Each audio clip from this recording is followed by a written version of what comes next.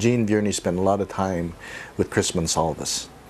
And in fact, you know, Chris Mensalvas Jr., because of Gene, used to look after, you know, had so much respect for Chris Sr. And after Gene passed, Chris Jr. was, you know, not necessarily, not in the same mold of his dad, but he was, you know, and he resides in Mexico, that he used to look after him. Now, since Gene's passing, you know, I took it upon myself to look after Chris Jr. and the Mensalvas family. And because of, you know, what he brought, I mean, just his ideology, I think, with both Somi and Gene, what Mensalvas brought. And during that era, I know that was just a blueprint of what they were trying to do. I mean, you know, I could see, because Gene was a historian. He looked at that stuff, and that's what he. And I would think that if anybody played that mentor role for him, with at least Gene, it was Chris Mensalvas.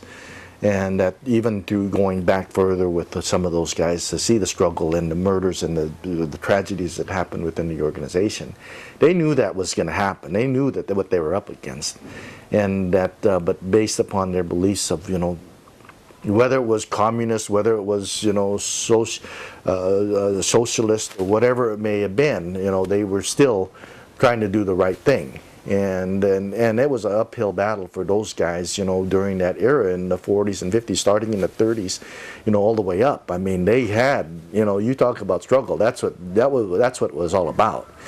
And they probably felt that you know, what they were doing was nothing compared to what they were doing, and they were going to do what they needed to do based upon that struggle that happened in the past, and they weren't going to deviate from that, even though that there was an element in there that you know, that was threatened. And you know, they were going against that, but you know, they seen what it was all about, and they understood it. But I think that exactly, you know, that's exactly what happened. That they seen that, and that was the boilerplate for them to organize, and they needed to be able to organize that, and through how they did that through the ACWA and some of these other Filipino groups that you know, they wanted to associate themselves with.